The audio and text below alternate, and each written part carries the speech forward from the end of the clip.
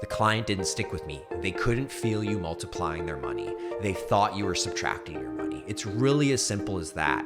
And so you need to find clients who can see and work with you to multiply money together. We don't want someone who's working against us and making our life difficult. Multiplying money, if it was so easy, everyone would be doing it all the time. Money doesn't go to people who need it.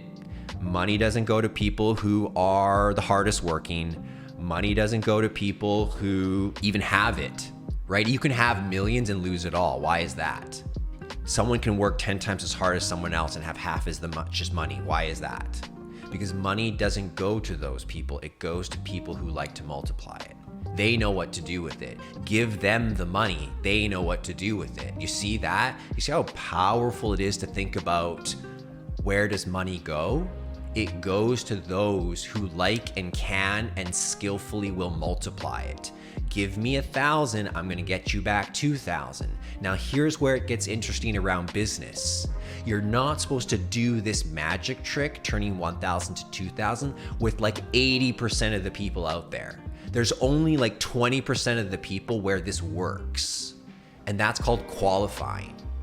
You need to qualify people. And when you're learning, you can drop your qualifications. You get to learn on their money. OPM, they paid, you learned, they didn't multiply it. They're not gonna be that happy, but if at least they learn something too, maybe they're like, okay, well, I learned something. Okay, I get it. I get that this is not easy and this is a testing thing and an iterative process.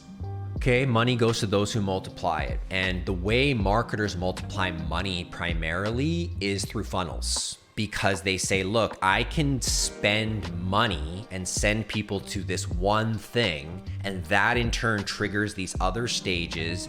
And at each stage, I get more and more money or more value from these people.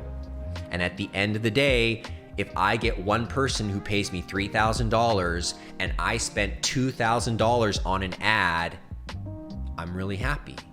I multiplied my money by 50%. That's not the ultimate, that's not the perfect, but it's better than nothing.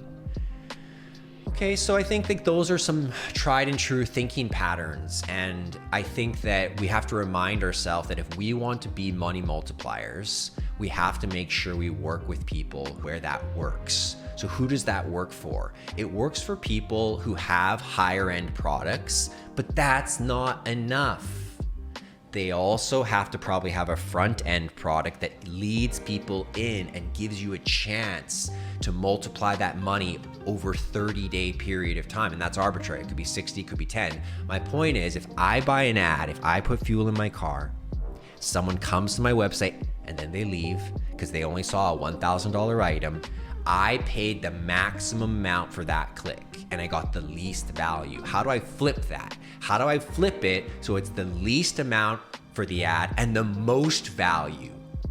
Well, there's 2 key skills. 3, building a thoughtful funnel which increases the average order value, AOV, of a customer. It can increase it all at once. It can increase it over a period of time.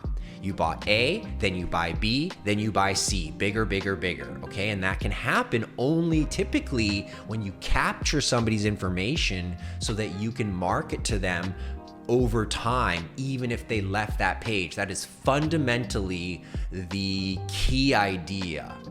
So you need the funnel skill to max the average order value such that the value of the customer goes higher. You need to be good at running ads and not wasting money, picking the right targets and matching it with good quality media. That's the 3 skills: funnels, ads, and media. And if you do good media and good ads, the price of the ad goes down. There's literally an internal score multiplier because nobody wants you to run bad, ugly, crappy, inefficient ads, right? So we have to work with those 2 levers. And that's how we can think about being a successful marketer. Multiplying money is how we become rich, whether we do it for our own brand or we do it for other people and they pay us a monthly fee to do it for them. They put the money up, they take all the risk, they get all the reward. The second you say, hey, you don't have to pay me, I'll take a piece of the action. now you can get access to an unlimited amount of money, because if you're good at multiplying money, you've got money coming your way. And that's the thing, is most marketers will never really be able to multiply money. They'll only be able to save someone time so that they can multiply money. Isn't that interesting? And there's nothing wrong with that. Okay, look, a lot of marketers are gonna have to realize that the only thing changing is they aren't employed anymore by a company. They are contracted, quote unquote. And so they don't get benefits. They're not there full time. They can be remote if they want, but really they're still just a cog. To be a great marketer, to command the highest fees, you've got to get to money multiplication. And you're going to only be able to do that with certain kinds of clients who have proven themselves already. You don't want to be the person that says, hey, let's figure out if anyone will buy this.